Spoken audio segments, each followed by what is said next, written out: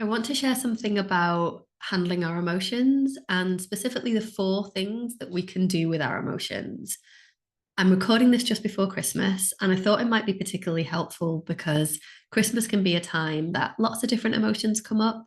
And it's also a time that there can be an expectation of how we should feel. So we should feel happy and merry and bright. And I think that can add a bit of an extra difficulty when it comes to handling some of the other emotions that can come up over Christmas and the holidays.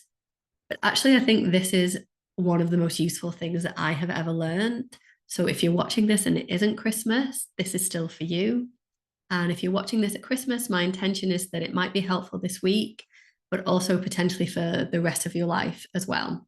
I think that managing our emotions is one of the most useful skills that we can have. So, four things we can do with our emotions. The first one is we can avoid them. This usually looks like distracting ourselves from them by doing something. So, eating or drinking, watching TV, overworking, over exercising, shopping, scrolling on our phones. I love a good tidy up as a way to distract myself from my emotions. Like, this is something that we all do. We all have our go to ways of avoiding our emotions. This is modeled to us. We're taught to do it. There's lots of ideas around us to support it, like that really British idea of a cup of tea and a biscuit as the solution to everything, or the idea of reaching for a beer or a glass of wine at the end of a difficult day. So, this is something that is familiar to all of us, avoiding our emotions. That's the first thing we can do. The second thing we can do with our emotions is resist them. So this is another way of like getting away from them, but it's more of a like an internal turning away. So it's often about like what we're telling ourselves, that we shouldn't be feeling this way, that it's silly, that we just need to get on with things and pull ourselves together. Again, this is something that is familiar to most of us. We've often had messages growing up that have encouraged us to do this. And again, there are ideas around us that support that still, like the idea of like being emotional, being too emotional, being a problem. And again, like this, it's modeled to us. Like we see other people doing this. Like it's important just to keep going, not really pay attention to how you're feeling. Okay, so that's number two. Number three, the third thing that we can do with our emotions is we can react to them.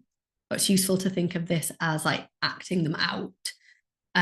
So this might look like being angry and shouting, being irritable and sniping and snapping, being frustrated and stamping our feet, whether metaphorically or actually.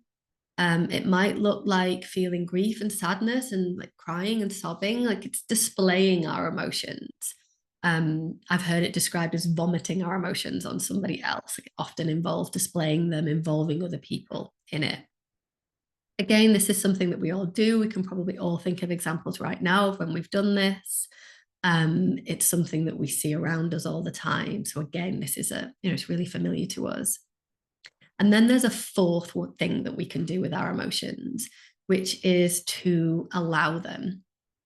Now, there's nothing bad or inherently wrong with any of these four ways of handling our emotions, but there is real value in this one, number four, allowing them. And it's the one that usually we don't have in our repertoire, or it isn't the strongest one. Like, it isn't explicitly taught to us. And for most of us, we don't have examples of it. It's not actively modeled to us either. And because of that, we can end up feeling like the options are that we either like get away from our emotions, we avoid them or resist them, or there's like this big reaction. Like we have a big reaction, it's going to have an impact on other people.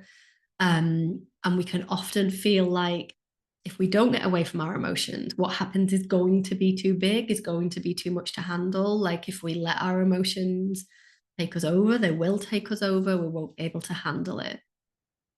But there's this fourth way where we allow the emotion. And what that's about is like we take responsibility for it and we also allow it to process through us as well. Because when we're trying to get away from the emotion, we're avoiding it or resisting it, it's still there. It remains there and it often gets bigger and louder because it wants our attention.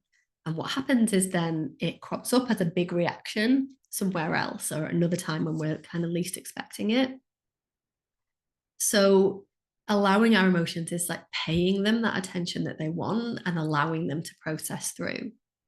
And in terms of how we do this, it can be quite simple. And for me, the easiest way into it is just starting with acknowledging how you're feeling. You can do that in conversation with someone else. I'm feeling a bit sad. I'm feeling a bit frustrated, a bit overwhelmed with everything that's going on at the moment. And even more powerfully, that you can do that for yourself, either in your head or out loud. You can acknowledge to yourself how you're feeling. Okay, this is how I feel right now. I often put a hand on my heart, on my chest when I do that, and that physical connection can be helpful as well. Because the other thing that's supportive, as well as like acknowledging and naming the emotion, is connecting with how it feels. Like we feel our emotions physically in our bodies. So it can be useful to locate it. Like, okay, I feel sad. Where do I feel that sadness? Is it in my chest? Is it in my stomach? Is it in my throat? Is it somewhere else? And what does it feel like? We can just connect and allow it to feel that way. We can take 10 seconds, 30 seconds on our own to do that. We can do it just as we're going about our normal everyday life, like just checking in for a minute, like, oh, okay, this is how I feel. What does that feel like? It really can just be that simple. So that's what I want to encourage you to play with, to practice, allowing your emotions by acknowledging them and checking in with how they feel.